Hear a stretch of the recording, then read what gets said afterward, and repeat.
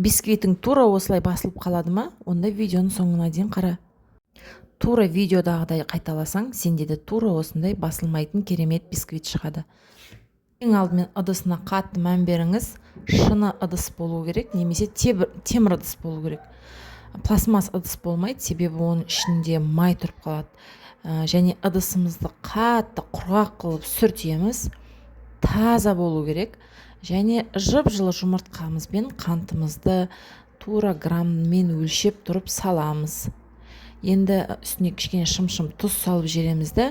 Енді миксеріміздің де темірлері құп-құрғақ болу керек. Ол міндетті түрде. Енді мен осылай секундомер қойып қанша уақыт миксермен араластырғанды көріп тұрсыздар.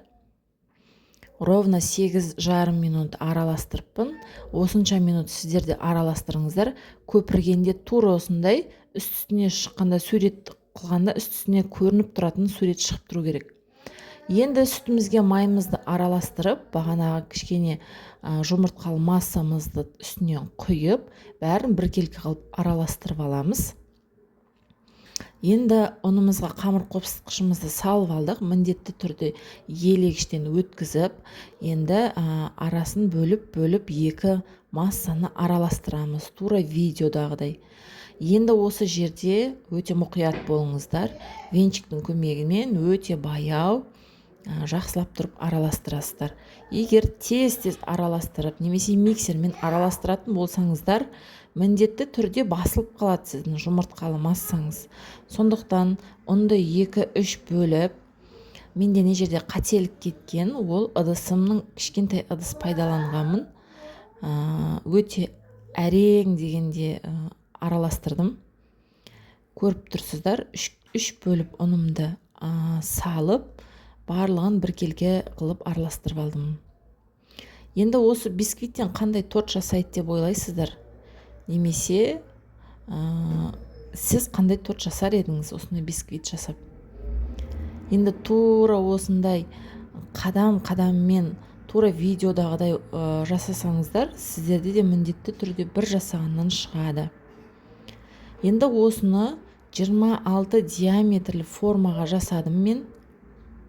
Себебі мен үлкен бисквит жасағым келді.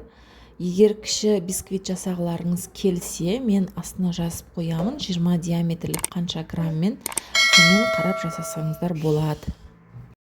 Міндетті түрде шпажкамен осылай араластырып жіберіңіздер. Піскеннен кейін тура бана видеодағыдай бетін сәл ашып қоясыздар. Бірден алсаңыздар беті түсіп кетеді. Мұны көріп тұрсыздар, ешқандай түспеген. Бірінші төңкеріп қоясыздар.